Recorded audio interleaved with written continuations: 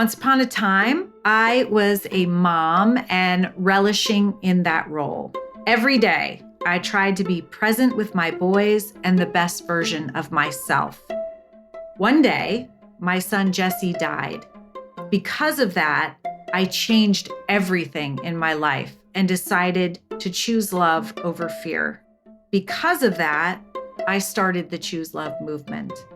Until finally, I began seeing change. And ever since that day, I feel that I'm living my purpose and have peace beyond understanding. Welcome to A Life Worth Working, a podcast about how we get to the soul of work. We're your hosts, Michelle Weiss and Dana Allen Walsh. I'm an education and workforce strategist, and Dana is a senior pastor of a progressive church. And as always, we love hearing your comments, questions, and thoughts.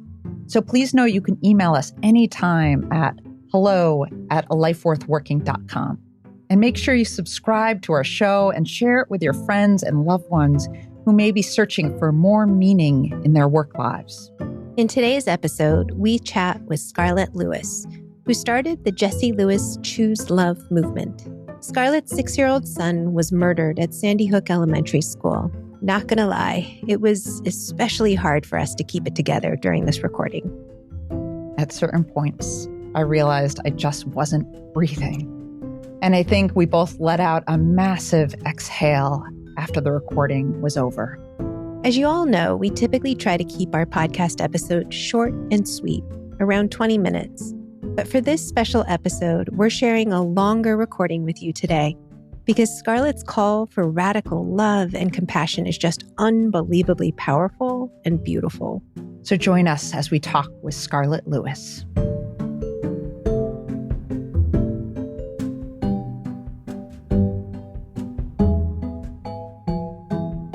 So 12 years ago, December 14th, 2012, my 6-year-old son, alongside 19 of his first grade classmates and 6 educators, were murdered in 2 classrooms at Sandy Hook Elementary School.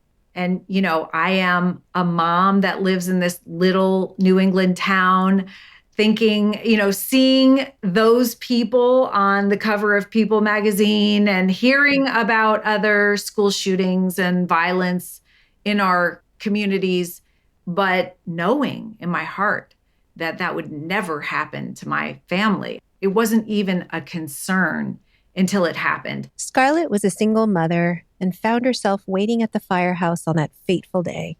Her 12-year-old son, JT, was in lockdown in a nearby middle school. But she remembers vividly how she was still thinking and assuming that everything was okay, that Jessie was okay. I had this moment that, you know, we were waiting at the firehouse. It was that day. And all the other parents had been reunited with their kids. And so there was a lot of parents that were there kind of waiting for answers.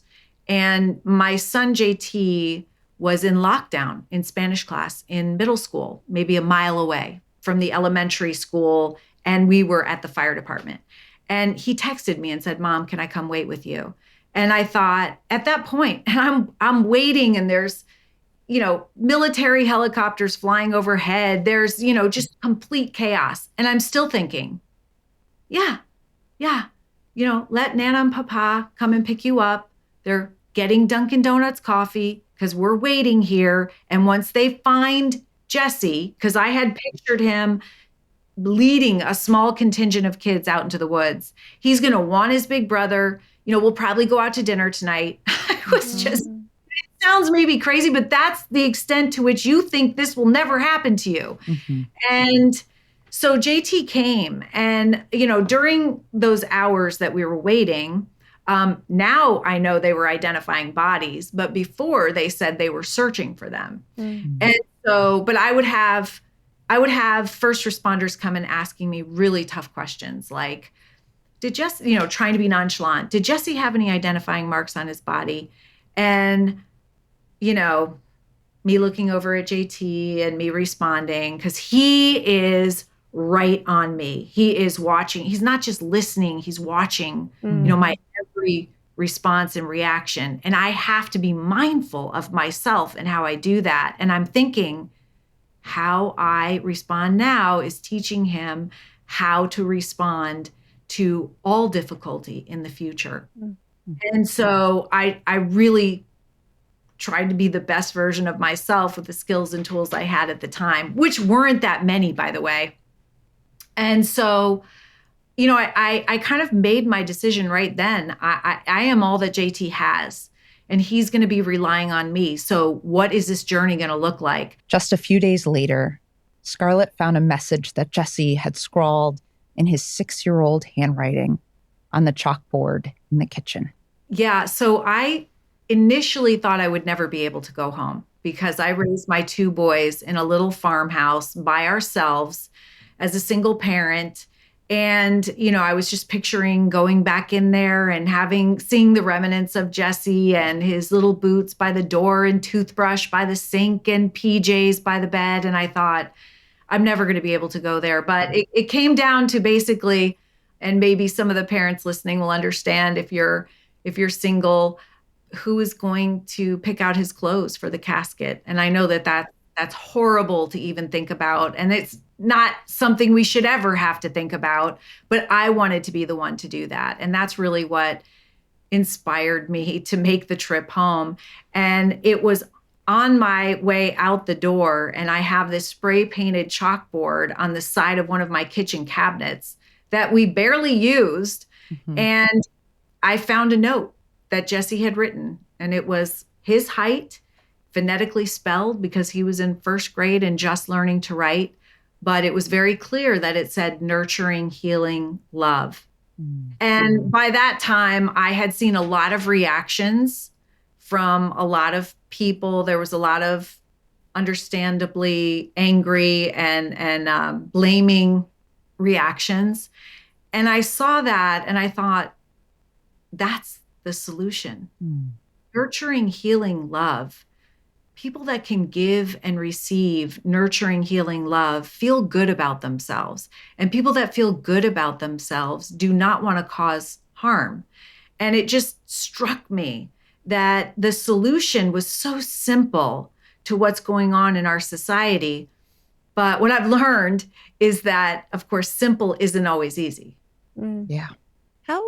Because I think for most of us, when we think about Sandy Hook and other tragedies, we, if we had to imagine ourselves in those situations, it's very easy for me as an example to think about just curling up into a ball and not wanting to engage with the world at all, or becoming hateful and vengeful and angry. And you chose just a very different route.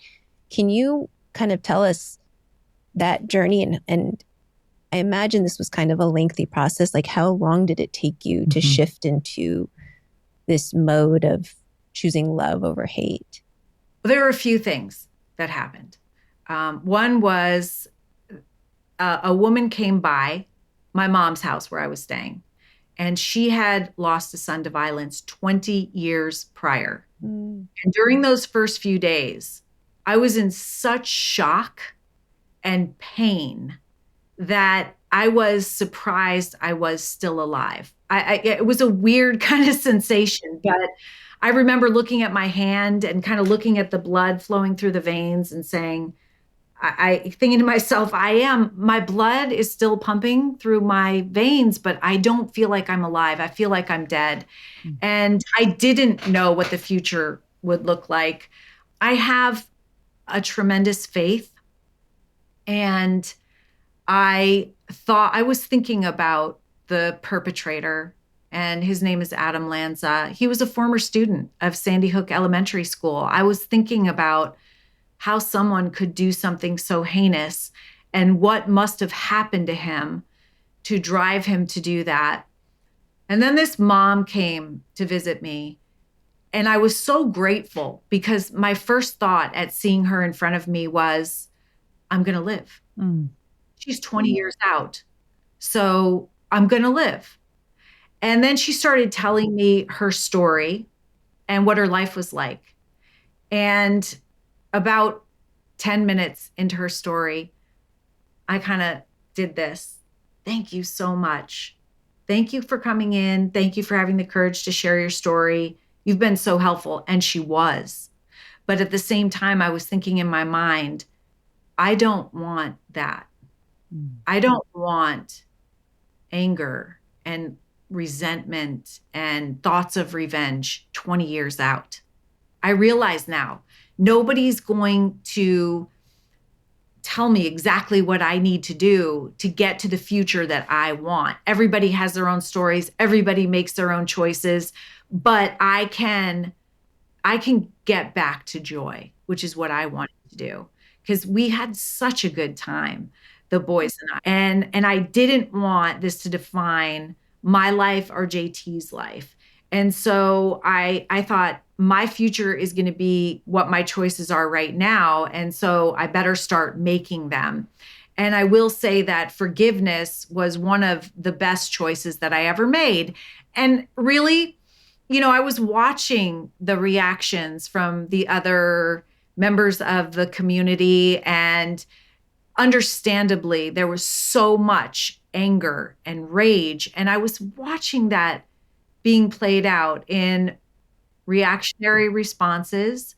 At one point, there was a movement and trend for the moms to change their thumbnails on Facebook to, the circle with a red circle with the line through it. And they were giving the middle finger to guns. And to me, I was thinking, is that becoming the energy that actually was responsible for murdering Jesse? Like, how do you thoughtfully respond to a tragedy like this? Is it with anger and revenge and just this F you attitude? Or is it by thoughtfully responding with Jesse's message? And how I understand the fear-based, anger-based response and reaction, but I didn't want to have that. And I didn't want to live my life that way. And, thinking about Adam Lanza and what he went through got me started thinking about forgiveness. And from the very beginning, I was saying there were 28 deaths. There were 28 victims. That was not popular because there were 26, and you saw 26 everywhere. But when I was giving my interviews, I was saying 28 because I was including Adam's mom, whom he murdered on his way out the door that morning to Sandy Hook, as well as Adam, because that there's a story behind that. And, I didn't get clear on what that story was until the investigation was over, but I knew, I assumed that it had something to do with bullying and with neglect and with not getting his needs met. And that's exactly what it was. And, I thought about Nancy Lanza, his mom, who gave him access to guns. And I thought, she made a mistake. And she paid for that mistake. He shot her 4 times in the face on the way out that morning. I'm sorry to be so blunt. This is the reality of it. What's obvious from these stories is Scarlett's compassion for even the killer of all these people. When Sandy Hook happened, she immediately thought of Adam Lanza and the kind of pain and suffering he must have been going through to have such a hateful thought. She sees the origin story of this tragedy from the inception of that angry thought. And then in the fullness of her grief and mourning, she began a movement starting on the day of Jesse's funeral. I always say that the movement started at Jesse's funeral when I got up to speak, and I said this whole tragedy started with an angry thought in Adam Lanza's head. Wow. And an angry thought can be changed. And I asked everybody to start thinking about what they think about and to change one angry thought a day into a loving thought. Wow. And I said that will make you feel better, and that will positively impact the world through the ripple effect. So everybody goes out to the 4 corners of the US and they start calling me, emailing me, and texting me a week later saying that one simple act had completely changed their life. Wow. And I knew that I was onto something. And that's one of the other foundational aspects of Choose Love. It's a lot about our thoughts. Scarlett took Jesse's message of nurturing, healing, love, and urged everyone at the funeral to take one hateful or angry thought and turn it into a loving thought. The spiritual writer Parker Palmer believes there are at least two ways for the heart to break. He writes that the pieces of a broken heart, those sharp-edged fragments, can become shrapnel we use to inflict others with pain, to seek revenge, to try to resolve our suffering by hurting another. Or, in contrast, our heart can be broken open into the largeness of life, into a greater capacity to hold one's own and the world's pain. A heart that is broken open is willing to serve and give without condition. This is exactly the choice Scarlett faced after losing Jesse. She could have used her broken heart as shrapnel, letting anger and bitterness become her response to unimaginable loss. Many would understand that reaction. Instead, she allowed her heart to break open into that nurturing, healing love. Scarlett, you are so inspiring. It's incredibly powerful to hear how you've taken such tragedy and loss and transformed it in a way that's served others. And I'm also just so inspired by this idea of what are we led by, love or fear? And I'm curious about if you would talk a little bit more specifically about this foundation, this movement that you've created and what that's looked like for you and what you've been able to do through it. So I took that message of nurturing, healing, love, and I brought it to a doctoral professor at Western Connecticut State University. He had started the Compassion, Creativity, and Innovation Center with seed money from the Dalai Lama. Mm-hmm. And he wrote a book called The Compassionate Achiever. His name is Dr. Chris Cook. And I said, here's this message that my son left me, nurturing, healing, love. I know that I am supposed to get this message into school. I'm supposed to amplify this message in schools. What does that look like? And he said, it's called social emotional learning. Mm-hmm. So go and do some research. And I'd never heard of that before. So I did my research, and while looking up what that was, realized I don't have these skills and tools, almost any of them. I didn't learn them from my parents. I didn't learn them in school. I didn't learn them in a lifetime of working. And so now here I am, a mother of two boys. I can't give what I don't have. I love them, but I can't give them these essential life skills. So I started talking with teachers all across the country and asking them about this program. And come to find out at that time, less than 10% of schools had a social emotional learning program that they really embraced. And so I started asking, why not? This is so important. This looks like it's the most important thing. And then if you look at the research behind it, kids get better grades and test scores, higher attendance, higher graduation rates, less stress and anxiety. It's a statistically effective way to reduce and prevent bullying. And then these last throughout life, and there's skills and tools that we need for the rest of our lives to do to be the best version of ourselves for our families and at work. And so I started getting the reasons, but mostly I thought it's because maybe even educators don't understand how important this is and how they would benefit. And so I went to the program director at Sandy Hook Elementary School, and I asked her if she'd ever heard of social emotional learning. And she said, of course. And I said, what happened? And she said, well, we purchased this program and it was so expensive that we couldn't afford to train our teachers. So we sent a small contingent out to get trained. They were supposed to come back and train the trainer. That never happened. So I thought to myself, okay, then I know what needs to be done. I need to create a program. I need to synthesize the best of the best with what is out there, because what I was being told is that, if you have SEL, you need mindfulness, and then there's resilience training, and then there's positive psychology and all of these different things. I thought, I'm going to put it into one program and I'm going to make it free because every child deserves access to this. I thought about my own life and what my life would have looked like if I had social emotional competence, which I didn't. Mm.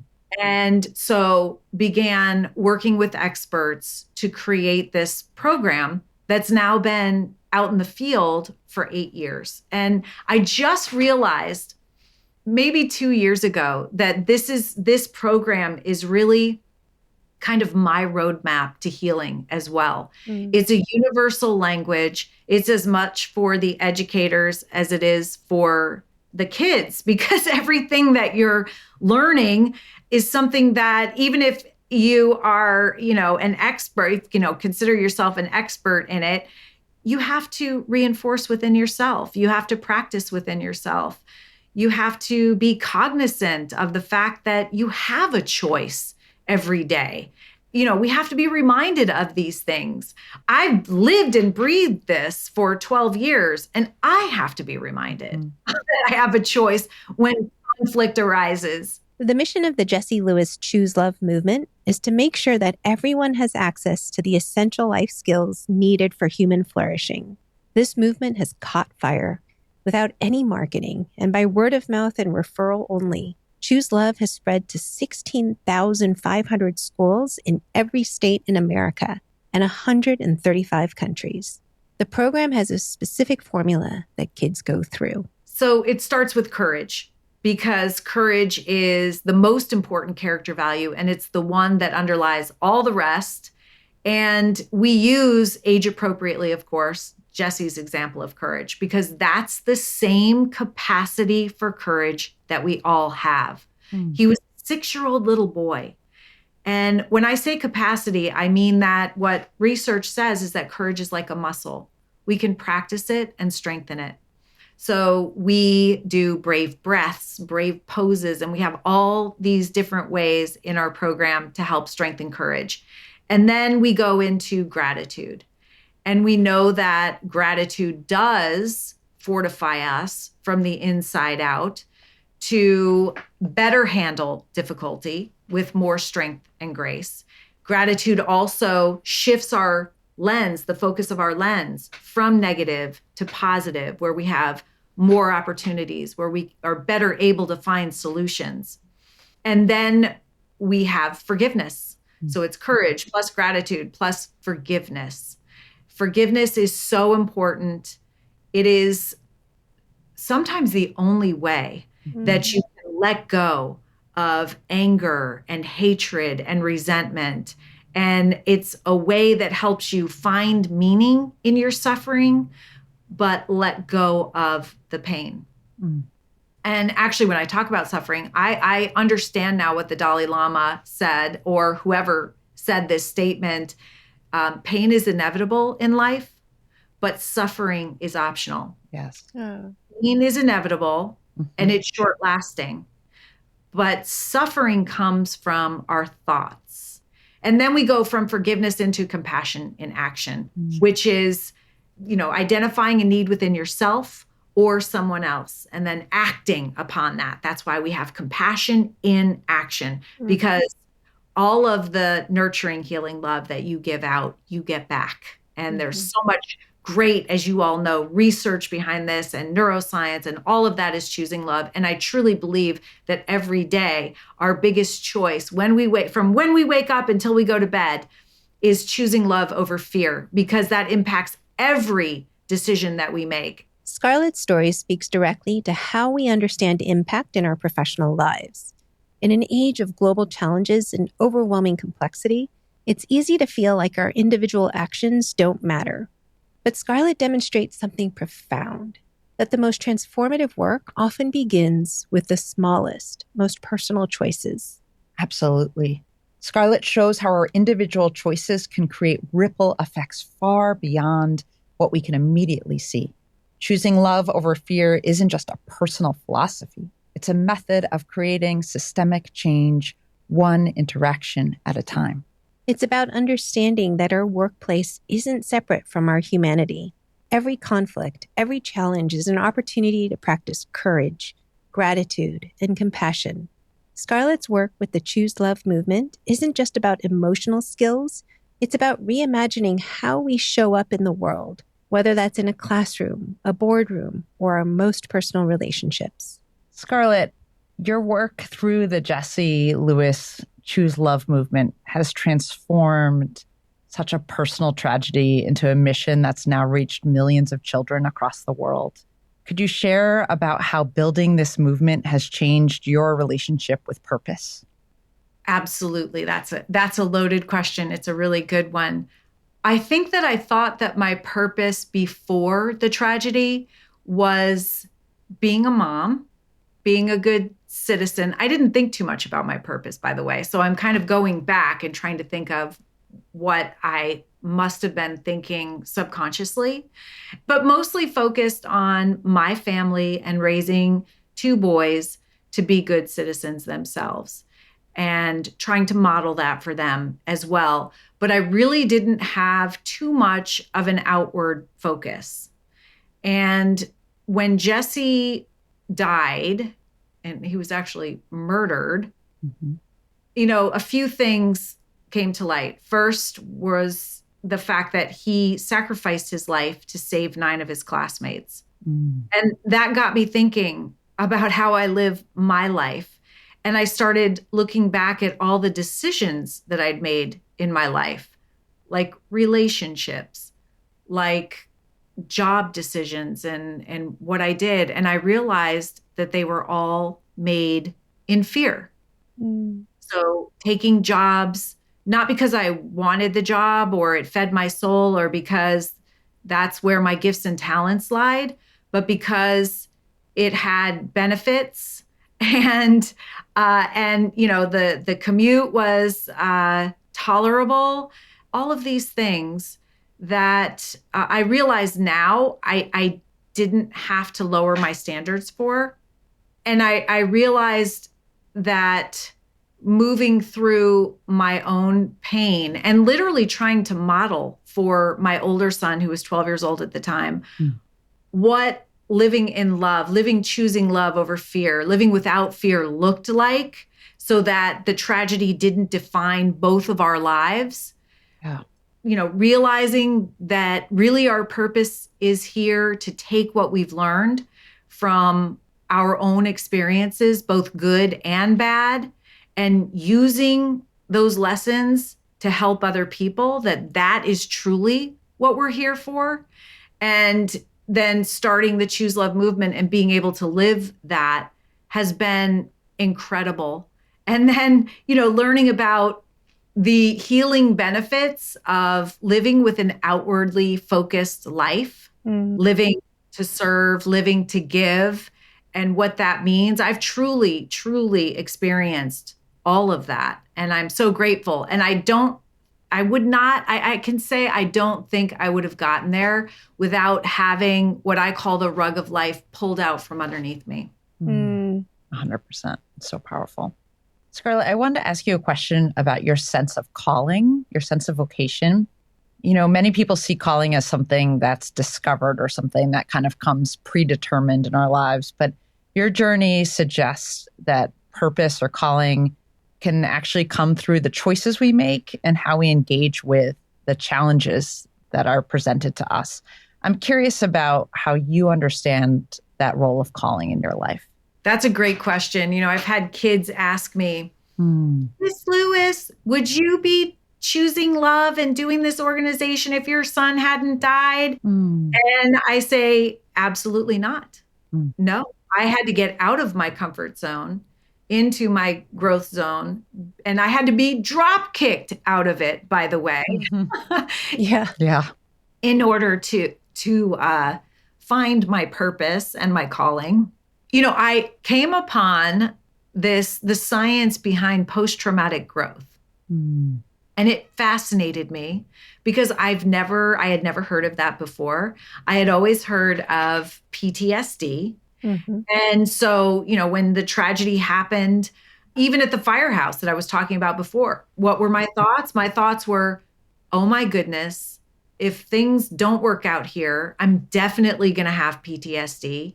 What is that? How's that going to manifest in me? I'm probably going to be institutionalized. This is, fear.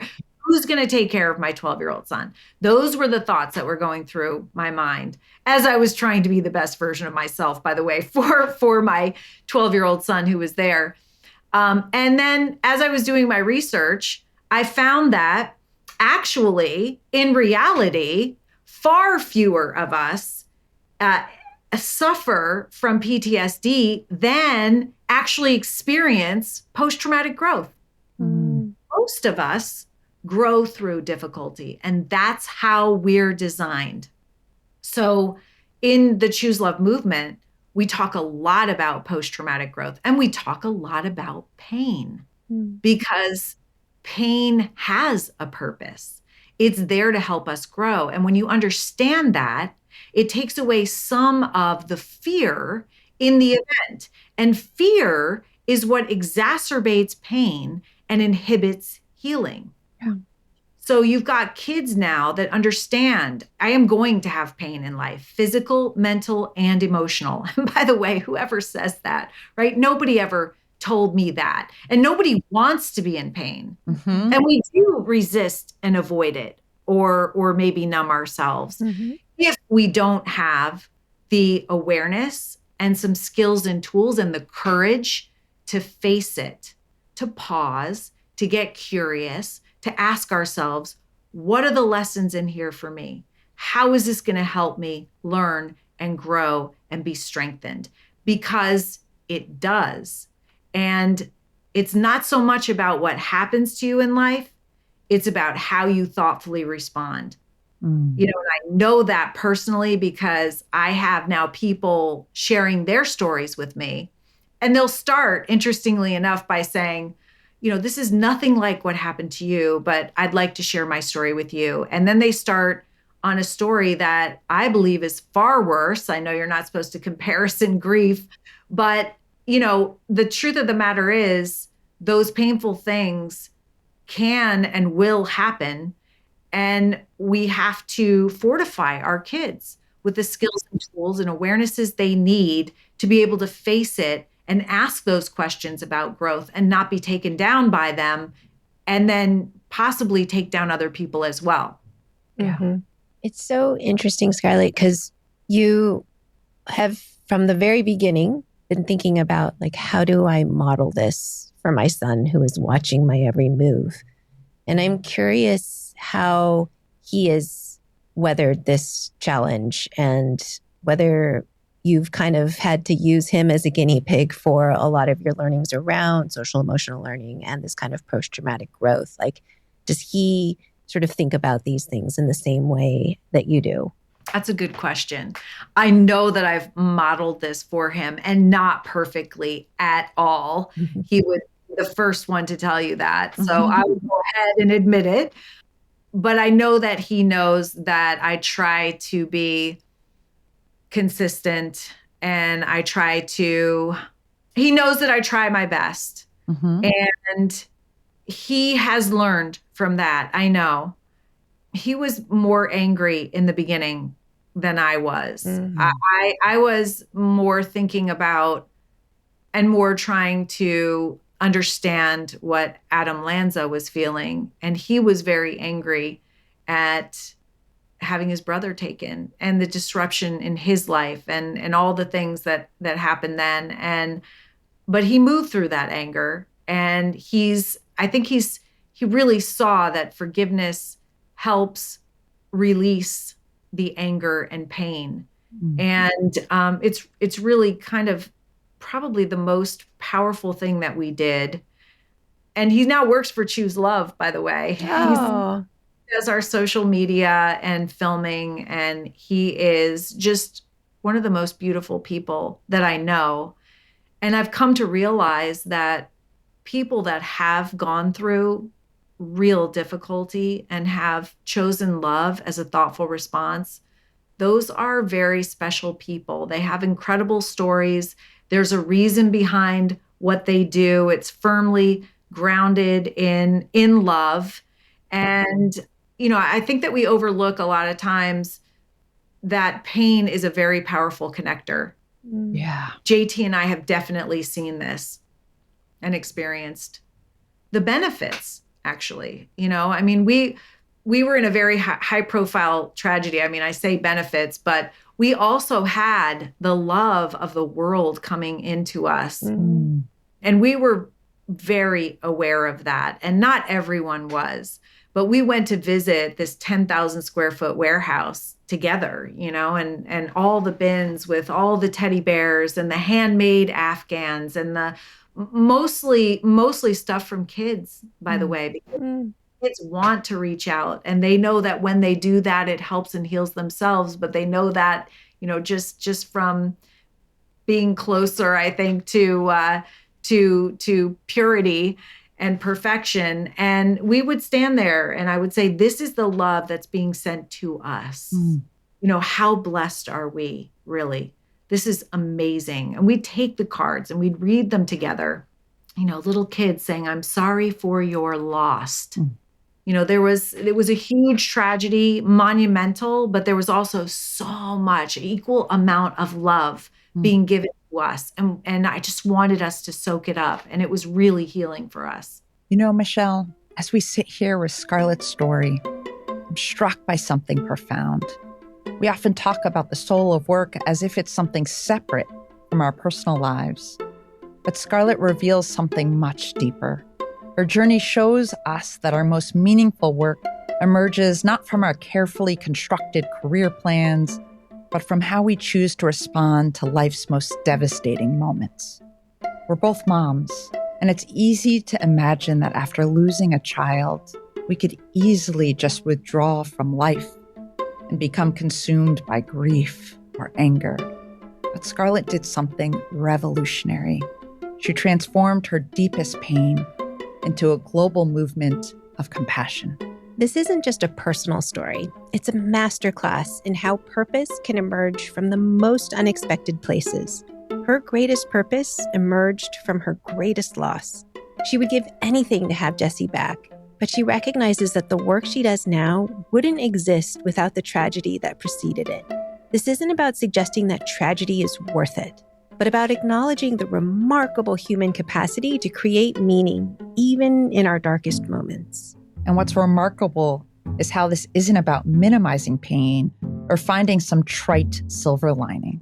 It's about understanding that our greatest professional purposes often arise from our most challenging experiences.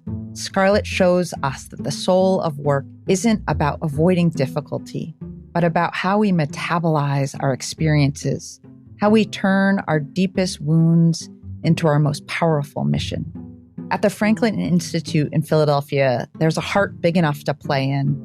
The exhibit of the giant heart is 2 stories tall, and as you walk through, you can pretend you're a blood cell navigating the clear and clogged arteries. You could dance your way from ventricle to atrium. You could skip through valves and hang out in one of the 4 chambers of the heart. I brought my kids there before the pandemic, and what struck me most were the valves, opening and closing. The heart knows exactly when to hold on and when to let go. It's so incredibly beautiful. Scarlett's own broken heart demonstrates that same rhythm of receiving and releasing that is essential for life and healing in a broken world.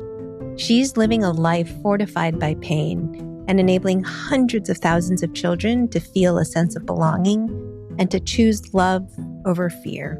She's Michelle Weiss. And she's Dana Allen Walsh. We hope you enjoyed this episode of A Life Worth Working.